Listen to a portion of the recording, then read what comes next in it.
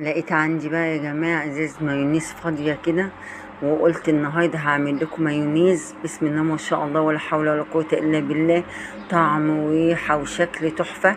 النهاردة في مطبخ ام ياسين على قد الايد هعمل لكم المايونيز في البيت.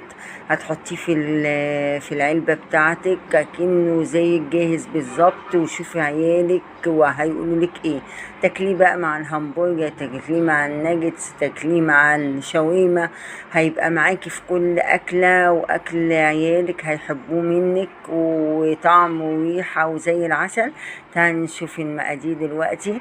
واحنا ايه بقى هناخد المايونيز ده، شوفوا التقل بتاعه، وكل ما هيتقل هيبقى زي العسل، وهقول لكم تزودوا عليه كل ما يتقل ايه.